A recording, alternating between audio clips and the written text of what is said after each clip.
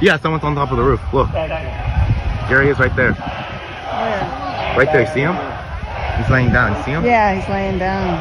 Ahora ha aparecido un nuevo vídeo en el que se ve al tirador de Trump momentos antes del incidente, lo que demuestra que el tiroteo no solo fue premeditado, sino que además se podía haber evitado. A raíz del vídeo, todas las miradas se han vuelto una vez más hacia las fuerzas del orden y los organismos encargados de velar por el presidente. En este vídeo les mostraré imágenes de Thomas Crooks grabadas momentos antes de que intentara acabar con la vida del expresidente. Un vídeo inquietante.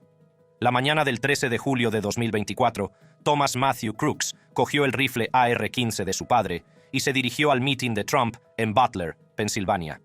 Durante al menos una hora antes del tiroteo, fue visto caminando cerca de la zona del meeting. Un vídeo obtenido por la cadena de televisión WALBTIA, afiliada a la ABC de Pittsburgh, captó a Crooks paseando más allá de los límites del meeting a las 17:06 horas, aproximadamente 1 hora y 5 minutos antes de que se produjeran los primeros disparos. A medida que avanzaba la manifestación, el comportamiento de Crooks se hacía cada vez más sospechoso. Se le vio caminando cerca de los magnetómetros minutos antes del tiroteo, lo que suscitó la preocupación de las fuerzas del orden. Algunos testigos llegaron a denunciarle como persona sospechosa, pero no fue suficiente para evitar la inminente tragedia. Crooks se dirigió a un edificio cercano y trepó por los aparatos de aire acondicionado para acceder al tejado de una estructura adyacente. A continuación, se situó en la azotea de un edificio adyacente a la concentración, armado con el rifle AR-15 de su padre y 50 cartuchos de munición. Aproximadamente a las 18:06 horas, los asistentes a la manifestación empezaron a ver a Crooks en la azotea. Alarmados por su presencia, los testigos intentaron alertar al servicio secreto, pero sus intentos no dieron resultado. A pesar de haber sido identificado como persona de interés 62 minutos antes del tiroteo, pasaron 20 minutos entre el momento en que los francotiradores del servicio secreto vieron por primera vez a Crooks y el momento en que abrió fuego. Un agente de policía del municipio de Butler, cuya identidad no se ha revelado, fue uno de los primeros en responder a la amenaza. El agente, que formaba parte del equipo local de las fuerzas del orden contratado por el servicio secreto para ayudar durante el meeting, realizó un arriesgado intento de detener a Crooks. Trepando por el tejado para acercarse al posible asesino, el agente hizo gala de un notable valor ante el peligro. Cuando el agente se acercó a Crooks, la situación dio un giro dramático. Crooks, consciente de la presencia del agente, le apuntó directamente con su rifle AR-15. El agente se vio obligado a retirarse. En los instantes siguientes, Crooks volvió a centrar su atención en el meeting, donde el expresidente Donald Trump pronunciaba un discurso. En ese preciso momento, Trump se volvió para mirar una pantalla gigante, un movimiento que posiblemente le salvó la vida. Crooks empezó a disparar su arma contra Trump, pero el movimiento repentino hizo que los disparos no alcanzaran su objetivo. En su lugar, una bala rozó a Trump en la oreja derecha. El servicio secreto, alertado de la amenaza, entró en acción. Un francotirador, estratégicamente situado, apuntó a Crooks. La respuesta fue rápida y decisiva. A los 26 segundos de que Crooks abriera fuego, el francotirador le disparó en la cabeza, matándole instantáneamente. Las secuelas del tiroteo fueron caóticas. Los asistentes al meeting, que en un principio desconocían el alcance de la amenaza, fueron evacuados rápidamente de la zona. Las fuerzas del orden y los servicios de emergencia se apresuraron a asegurar el lugar y atender a los heridos. Además de Trump, que fue alcanzado por una bala, murió un asistente al meeting y otros 2 resultaron heridos. En los días siguientes al intento de asesinato, la actuación del agente de policía del municipio de Butler fue objeto de escrutinio. El sheriff del condado de Butler, Michael T. Sloop, defendió la actuación del agente, argumentando que su enfrentamiento con Crooks retrasó lo que podría haber sido un desenlace mucho peor. La valentía del agente, a pesar de no poder impedir que Crooks disparara, fue aclamada como un acto heroico que contribuyó a salvar la vida del expresidente. Las investigaciones sobre la vida y los motivos de Thomas Crooks demostraron que había tomado varias medidas para planear y preparar el tiroteo. Los investigadores decidieron seguir sus movimientos 48 horas antes del incidente, y lo que descubrieron fue estremecedor. El viernes 12, Thomas visitó un campo de tiro local del que era socio habitual. No está claro qué hizo el resto del día, pero sus acciones al día siguiente fueron cruciales para la investigación. El sábado por la mañana temprano, Crooks salió de su casa con un propósito claro y mortal. Su primera parada fue una tienda Home Depot. Las grabaciones de vigilancia le captaron caminando con determinación por los pasillos, deteniéndose finalmente en la sección de ferretería. Allí, eligió una escalera de 1,5 metros, un artículo que más tarde desempeñaría un papel fundamental en su ataque. La cajera que registró su compra describió a Crooks como una persona educada y serena, que no daba muestras de las intenciones violentas que se escondían bajo su tranquilo exterior. Con la escalera asegurada en el maletero de su Hyundai Sonata, el siguiente destino de Crooks fue una armería local. Se acercó al mostrador y pidió 50 cartuchos de munición. Una vez más, no había signos externos de violencia. A media mañana, Crooks había terminado sus compras y estaba de vuelta en la carretera. Su destino era Butler, Pensilvania, donde el expresidente Donald Trump tenía previsto celebrar un mitin. Al llegar al lugar del mitin, Crooks aparcó su coche en un aparcamiento justo fuera del recinto. Sin que lo supieran quienes le rodeaban, el maletero de su Sonata ocultaba un artefacto explosivo improvisado, conectado a un transmisor que llevaba consigo. Este artefacto, según revelaron más tarde los investigadores, era un plan alternativo, un terrorífico plan alternativo en caso de que fallara su plan principal. Utilizando la escalera que había comprado esa misma mañana, Crooks escaló el edificio y accedió a la azotea desde donde efectuó los disparos. Los investigadores también han descubierto que Crooks llevó a cabo una amplia investigación en línea en los días previos a la manifestación. Buscó fotos del recinto del Butler Farm Show, información sobre Allegheny Arms, una armería local, y detalles sobre el paradero de Trump el 13 de julio. El día del mitin, Crooks llevó sus preparativos un paso más allá. Hizo volar un sofisticado dron DJI sobre el lugar del mitin, capturando imágenes aéreas que le ayudarían a planificar su ataque. La trayectoria de vuelo del dron, grabada por su cámara a bordo, proporcionó a Crooks una visión completa del lugar de la concentración, incluidos los posibles puntos de entrada y salida. La Administración Federal de Aviación, FAA, había impuesto una restricción temporal de vuelos sobre el lugar de la concentración durante 1 hora y 55 minutos, el 13 de julio. Sin embargo, sigue sin estar claro si esta ventana se amplió o modificó, lo que plantea dudas sobre la eficacia de las medidas de seguridad aplicadas. El dron, junto con 2 artefactos explosivos, un chaleco táctico con placas y 4 cargadores llenos de munición, fue descubierto posteriormente en el vehículo de Crooks tras el atentado. Otro aspecto de la investigación que demostró la preparación de Thomas Crooks para el tiroteo fueron sus búsquedas en Internet.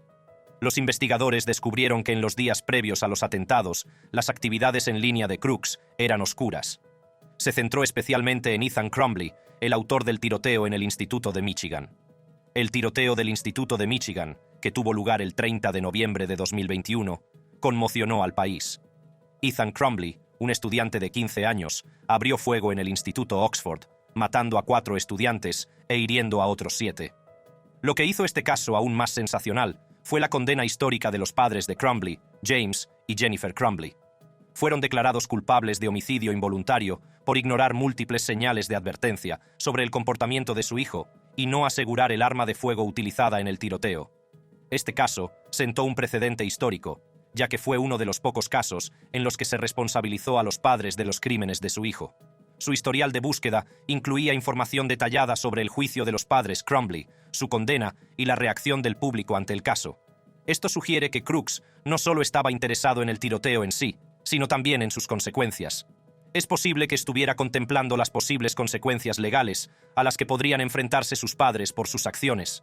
Aunque este parece ser el caso, los expertos han advertido que todavía se sabe muy poco sobre lo que los padres de Crooks sabían y hacían en los días y horas previos al tiroteo, como para hacer una evaluación sobre las posibles consecuencias legales. Andrew Willinger, director ejecutivo del Duke Center for Firearms Law, declaró que los hechos tendrían que acercarse o superar el nivel del caso Crumbley para que se presentaran cargos. Esto incluiría múltiples señales de advertencia graves durante un periodo más largo, almacenamiento inadecuado de las armas de fuego y una estrecha relación con el uso de las armas por parte del tirador. Adam Garber, director ejecutivo de Ceasefire PA, subrayó la importancia de comprender lo que sabían los padres sobre las intenciones de su hijo y cómo accedió al arma de fuego. Sobre la base de lo que se sabe ahora, es poco probable que los padres de Crooks sean considerados penalmente responsables de las acciones de su hijo, porque Pensilvania no tiene una ley de almacenamiento seguro, y Crooks era mayor de 18 años. Además de centrarse en el caso Crumbley, el historial de búsquedas de Crooks incluía a varias personalidades destacadas. Buscó a Christopher Wray, director del FBI, y a Merrick Garland, fiscal general de Estados Unidos. El historial de búsqueda de Crooks también incluía a un miembro anónimo de la familia real británica. La familia real británica ha sido durante mucho tiempo objeto de fascinación y escrutinio, y el interés de Crooks por ella sugiere que no solo se centraba en figuras estadounidenses, sino también en iconos mundiales. Los hallazgos en los dispositivos de Crooks han proporcionado datos cruciales sobre su estado de ánimo y sus posibles motivos. Entre los descubrimientos más llamativos figuran imágenes tanto de Donald Trump como del presidente Biden, así como las fechas de acontecimientos políticos, incluidos los mítines de Trump y la próxima Convención Nacional Demócrata de Chicago.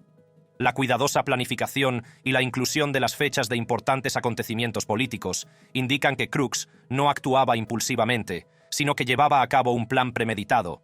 Esto ha llevado a algunas personas a especular que, aunque apretó el gatillo, Crooks podría no haber sido el verdadero cerebro detrás del tiroteo.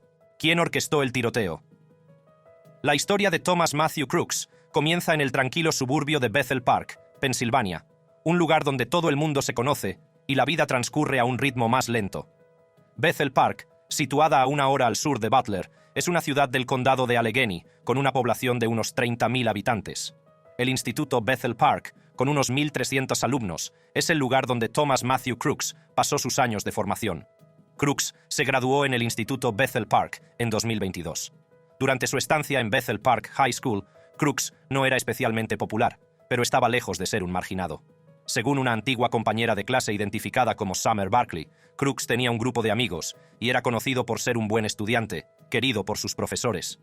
Uno de los aspectos más reveladores de la experiencia de Crooks en el instituto fue su intento de entrar en el equipo universitario de rifle. Jameson Myers, miembro del equipo, recordaba que Crooks hizo una prueba para entrar en el equipo durante su primer año de instituto, pero no entró en la lista del equipo Junior Varsity. Myers señaló que Crooks no volvió a hacer pruebas para el equipo en años posteriores. A pesar de este contratiempo, Myers describió a Crooks como un buen chico que nunca hablaba mal de nadie. Mark Sigafus, otro compañero que se graduó con Crooks y se sentaba cerca de él en clase, aportó más datos sobre la personalidad de Crooks. Sigafus reconoció que era posible que Crooks sufriera acoso escolar, pero afirmó que nunca lo había presenciado personalmente.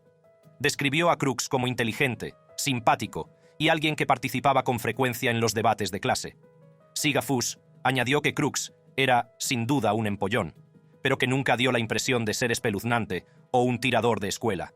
Sin embargo, no todos tenían la misma percepción de Crooks. Jason Cooler, otro compañero de clase, tenía una opinión algo diferente. Cooler dijo a Schiller que Crooks era un solitario que sufría continuamente acoso por su aspecto y que a menudo vestía ropa de camuflaje y de caza en clase. Cooler mencionó que Crooks a menudo se sentaba solo en la cafetería antes de clase y era muy consciente del COVID, llevando una mascarilla quirúrgica mucho después de que se requirieran. Tras graduarse en el instituto en 2022, Thomas Matthew Crooks continuó su trayectoria educativa en el Community College del condado de Allegheny. Obtuvo un título de asociado en Ciencias de la Ingeniería y se graduó en mayo de 2024. Además de su educación y su trabajo, Crooks era miembro del Clerton Sportsman's Club, un club de tiro cercano. Esta afiliación, que mantuvo durante al menos un año, añadió otra dimensión a su perfil. Bill Selito, presidente del Club de Deportistas de Clerton, confirmó a CBS News que Crooks era socio. La pertenencia de Crooks al club indica su interés por las armas y el tiro, una afición a la que se dedicaba paralelamente a sus objetivos académicos y profesionales. Una fuente policial señaló que, en el momento del tiroteo, el pistolero llevaba una camiseta en la que aparentemente se leía Demolition Ranch, un popular canal de YouTube relacionado con las armas que cuenta con más de 11 millones de suscriptores. Este detalle añade una escalofriante conexión con el mundo de la cultura de las armas en línea y plantea interrogantes sobre la posible influencia de ese contenido en las acciones de Crooks. Aunque aún no se ha descubierto el móvil de Crooks, hay quienes creen que hay fuerzas más poderosas detrás del ataque. Al conocerse la noticia, las redes sociales se llenaron de reacciones, especulaciones y teorías conspirativas. Usuarios de todos los rincones de Internet empezaron a compartir sus teorías sobre quién estaba detrás del atentado y por qué había ocurrido. En cuestión de horas, Internet se llenó de afirmaciones sensacionalistas, muchas de las cuales señalaban a personas y organizaciones judías. Una de las primeras y más destacadas figuras en subirse al carro fue John Minadeo, fundador y líder de la Liga de Defensa de los Goyim. Minadeo no perdió el tiempo y organizó una sesión de Spaces en X titulada «Los judíos tratan de asesinar a Trump». Esta sesión atrajo rápidamente a un número significativo de usuarios supremacistas blancos que estaban ansiosos por culpar a los judíos por el tiroteo. El chat se llenó de retórica antisemita, con un usuario escribiendo: «Los judíos tienen una historia muy larga de asesinatos políticos», y otro comentando: «No puedo creerlo. Los judíos se enojaron porque no pudieron vencerlo con trampas esta vez, lol. Estados Unidos está jodido». La propagación de estas teorías conspirativas se vio alimentada por imágenes no verificadas que circulaban por Internet. Cientos de internautas compartieron imágenes en las que, según ellos, Thomas Matthew Crooks, el tirador identificado, llevaba una kipá. Estos usuarios también se refirieron a un artículo de la periodista Alicia Shrestha, del Southern Gospel Times, que afirmaba que los padres de Crooks se identificaban como judíos. Al frenesí se sumó una publicación anónima en el sitio web 4chan, que afirmaba ser del francotirador del servicio secreto que abatió a Crooks. El mensaje afirmaba que el francotirador había recibido la orden de no disparar durante al menos 3 minutos, a pesar de haber visto a Crooks armado y arrastrándose por el tejado a través de su visor. Este post hizo que muchos se preguntaran si el relato del francotirador formaba parte de un encubrimiento mayor.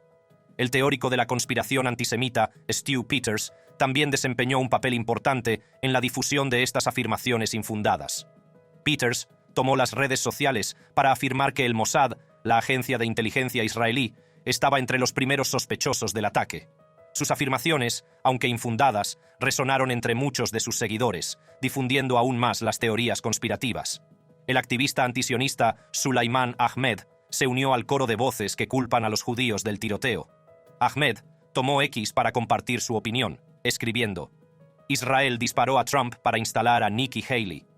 Esta afirmación, como muchas otras, se basaba más en especulaciones que en pruebas, pero aún así cobró fuerza en Internet. Mientras los teóricos de la conspiración siguen difundiendo sus teorías, Matthew Crooks, el padre de Thomas Crooks, también ha estado bajo escrutinio. La vida de Matthew, antes del incidente, se ha puesto bajo la lupa para determinar si tuvo algo que ver con las acciones de su hijo. En 2016, durante la acalorada carrera presidencial, la campaña de Trump se embarcó en un programa secreto de minería de datos. Este programa analizó a 6,7 millones de personas en Pensilvania, un estado crucial en la batalla. Entre estas personas, Matthew Crooks fue identificado como uno de los 20 mejores prospectos de su zona. La base de datos privada de la campaña lo señalaba como un republicano fuerte, probable propietario de armas y cazador. Este perfil se basaba en una serie de modelos de datos relacionados con las armas, que sugerían que Matthew sería muy receptivo a los mensajes a favor de las armas. El perfil político de Matthew no fue el único aspecto que llamó la atención de la campaña. Su esposa, demócrata, también fue señalada como probable propietaria de armas que podría dejarse influir por la retórica a favor de las armas. En 2013, Matthew Crooks adquirió legalmente un rifle AR-15. La compra de esta arma por parte de Matthew concuerda con su perfil de probable propietario de armas y cazador. Sin embargo, esta arma de fuego se convertiría más tarde en el arma utilizada por su hijo en el atentado contra Donald Trump. El AR-15, un rifle semiautomático, es conocido por su potencia y precisión, lo que lo convierte en una opción popular entre los entusiastas de las armas y los cazadores. La investigación del FBI sobre el tiroteo ha sido exhaustiva, pero aún quedan muchas preguntas sin respuesta. Una de las cuestiones más acuciantes es si Matthew Crooks dio permiso a su hijo para utilizar el rifle AR-15 o si Thomas lo cogió sin que su padre lo supiera. Esta incertidumbre ha alimentado la especulación y el debate, y algunos sugieren que Matthew pudo ser cómplice de las acciones de su hijo, mientras que otros creen que Thomas actuó de forma independiente. Se dice que la familia Crooks está cooperando con las autoridades, pero sin duda el peso del incidente les ha pasado factura. También se ha descubierto que unas horas antes del ataque, Matthew y Mary Crooks hicieron la llamada al departamento de policía de Bethel Park, denunciaron la desaparición de su hijo y expresaron su preocupación por su bienestar. La policía tomó nota de la llamada y aseguró a los Crooks que investigarían el asunto. Sin embargo, no está claro qué medidas inmediatas tomaron las fuerzas del orden. Tras el tiroteo, Matthew Crooks, de 53 años, habló brevemente con la CNN y expresó su conmoción diciendo que no tenía ni idea de lo que estaba pasando, y también declaró que no podía decir mucho hasta haber consultado con las fuerzas del orden. Matthew Crooks, un consejero de salud mental certificado, junto con su esposa Mary, ha estado tratando de armar el rompecabezas de las acciones de su hijo. El tío de Thomas, Mark Crooks, también habló con The Independent y describió el incidente como un tremendo shock. «No tengo ni idea de lo que pudo motivar el tiroteo», dijo, tratando aún de procesar la noticia. Mark, que vive en Allison Park, Pensilvania, a unos 32 kilómetros de Bethel Park, la ciudad natal de Thomas, reveló que hacía años que no tenía contacto con él. Tras el tiroteo, todas las miradas se volvieron hacia el servicio secreto en busca de respuestas. ¿Cómo un joven armado se había acercado al expresidente cuando el servicio secreto estaba encargado de protegerle? Investigación del servicio secreto. A medida que se difundía la noticia del tiroteo, una pregunta seguía en boca de la gente. ¿Cómo pudo producirse semejante violación de la seguridad en un acontecimiento de tan alto nivel? Las preguntas comenzaron a acumularse y el escrutinio sobre el servicio secreto se intensificó. Como parte de las investigaciones, se ha estudiado una cronología de los acontecimientos del 13 de julio para ayudar a las autoridades a comprender cómo Crooks consiguió burlar la seguridad y casi cumplir su misión. A las 17:51 surgió la primera señal de problemas. El Servicio Secreto de Estados Unidos recibió una alerta de la Policía Estatal de Pensilvania sobre un individuo sospechoso en el suelo. Esta persona fue vista con un telémetro, un dispositivo utilizado para medir distancias, lo que suscitó una preocupación inmediata. Las fuerzas del orden locales, incluida la oficina del sheriff del condado de Butler, también estaban en alerta máxima. Sin embargo, en ese momento no sabían que la persona sospechosa iba armada. Los agentes continuaron sus patrullas, escudriñando a la multitud en busca de cualquier signo de peligro. A las 18:03 horas llegó el momento que todos esperaban. Donald Trump subió al escenario, recibido por una multitud enfervorizada. Mientras Trump comenzaba su discurso, el servicio secreto y las fuerzas del orden locales permanecieron vigilantes. A las 18:09 se hicieron patentes los primeros indicios de peligro inminente. Los asistentes empezaron a percatarse de la presencia de un hombre en el tejado de un edificio situado a unos 410 pies del escenario. El pánico empezó a cundir mientras la gente señalaba y gritaba, intentando alertar a las fuerzas del orden. Los testigos describieron al pistolero trepando por el tejado, claramente armado con un rifle. A las 6:11:21 se vio a un agente caminando alrededor del edificio. Solo 12 segundos después estalló el caos.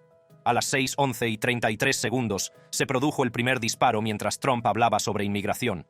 Los gritos de la multitud llenaron el aire cuando se produjeron 2 disparos más en rápida sucesión. Los francotiradores del servicio secreto identificaron rápidamente al tirador y lo neutralizaron en 26 segundos. Trump, herido en una oreja, fue rápidamente rodeado por los agentes y escoltado fuera del escenario. A pesar del caos, Trump levantó el puño desafiante, instando a la multitud a luchar. La escena era surrealista, con la sangre corriéndole por la cara. A las 18:14, Trump y su equipo de protección habían abandonado el mitin y se dirigían al Butler Memorial Hospital para recibir tratamiento. A las 20:13, el presidente Biden se dirigió a la nación, condenando la violencia y haciendo un llamamiento a la unidad. Sus palabras se hicieron eco de los sentimientos de una nación conmocionada. Trump se dirigió a Truth Social a las 8:42 p.m., compartiendo su trágica experiencia y agradeciendo las oraciones de sus seguidores. El presidente Joe Biden, que iba a enfrentarse a Trump en las próximas elecciones, ordenó una revisión independiente de los protocolos de seguridad del mitin. La Oficina del Inspector General de Seguridad Nacional anunció una investigación sobre la gestión del evento por parte del Servicio Secreto, con el objetivo de evaluar los procesos y las medidas que se habían puesto en marcha. La respuesta inmediata del Servicio Secreto y otras fuerzas del orden fue encomiable, pero estaba claro que había importantes lagunas en las medidas de seguridad. El hecho de que se dejara desatendida una azotea desde la que se podía ver directamente el escenario del mitin fue un descuido flagrante. Al iniciarse la investigación, la atención se centró en el Servicio Secreto y su directora, Kimberly Chittle. En una entrevista con ABC News, Chittle explicó que el Servicio Secreto era responsable del perímetro interior del acto, mientras que las autoridades locales se encargaban de asegurar el perímetro exterior, incluido el edificio desde el que se efectuaron los disparos. Sin embargo, las autoridades locales se opusieron a esta versión y el fiscal de distrito del condado de Butler, Richard Goldinger, declaró que el servicio secreto se encargaba de la seguridad de todo el recinto. La información contradictoria no hizo sino aumentar la confusión y plantear más preguntas sobre la coordinación entre las fuerzas del orden federales y locales. A medida que avanzaba la investigación, salieron a la luz varias cuestiones clave. Uno de los más flagrantes fue la falta de seguridad en la azotea desde la que se efectuaron los disparos. Este fallo de seguridad fue un punto crítico de controversia, y los legisladores exigieron saber cómo pudo producirse semejante infracción. El congresista James Comer, presidente del Comité de Supervisión y Rendición de Cuentas de la Cámara de Representantes, expresó su frustración afirmando que la misión infalible del servicio secreto había fracasado de hecho aquel fatídico día. Mientras continuaban las audiencias y las sesiones informativas, el público estadounidense seguía con atención, ansioso de respuestas. Se esperaba que el servicio secreto, el FBI y el Departamento de Justicia dieran cuenta detallada de sus acciones y de las medidas que tomaron para garantizar la seguridad. El testimonio de figuras clave, como el secretario de Seguridad Nacional, Alejandro Mayorkas, el director del FBI, Christopher Wray, y la directora del Servicio Secreto, Kimberly Chittle, sería crucial para arrojar luz sobre los acontecimientos del 13 de julio. En un giro impactante de los acontecimientos, se descubrió que el Servicio Secreto se había negado anteriormente a liberar recursos federales al expresidente Trump. Se reveló que el equipo de seguridad de Trump hizo múltiples solicitudes de recursos federales adicionales hace 2 años. Estas solicitudes tenían por objeto aumentar el dispositivo de seguridad en torno al expresidente, que estaba haciendo campaña activamente y atrayendo a grandes multitudes en sus mítines. Según las fuentes, la primera solicitud llegó a principios de 2022. El equipo de Trump, preocupado por el aumento de las amenazas y el tamaño de las multitudes, pidió más unidades especializadas y medidas de seguridad avanzadas, entre ellas agentes adicionales, detectores de metales y perros especialmente adiestrados para garantizar la seguridad de los asistentes y del expresidente. A pesar de la urgencia, el servicio secreto rechazó estas peticiones. El portavoz Anthony Guglielmi reconoció posteriormente que la agencia opera en un entorno dinámico de amenazas y tiene que adaptarse. Afirmó que, en algunos casos, la agencia realizó modificaciones recurriendo a socios estatales o locales para proporcionar funciones especializadas. A lo largo de 2023 y en 2024, el patrón continuó. El equipo de Trump solicitó repetidamente recursos adicionales, citando amenazas específicas y la necesidad de aumentar las medidas de seguridad. En todas las ocasiones, las peticiones fueron denegadas de plano o se respondía con soluciones alternativas que no estaban a la altura de las expectativas del equipo. En los meses previos al meeting de Butler, el equipo de Trump se sintió cada vez más frustrado. A medida que se acercaba la fecha del meeting de Butler, el equipo de Trump volvió a solicitar recursos adicionales y su petición fue denegada una vez más. El vídeo de Thomas Crooks, en esa azotea minutos antes del atentado, ha sacado a la luz otro ángulo que los investigadores deben analizar ahora, ya que puede contener pistas que ayuden a avanzar en la investigación. Echa un vistazo a cualquiera de nuestros otros vídeos haciendo clic en las tarjetas de tu pantalla.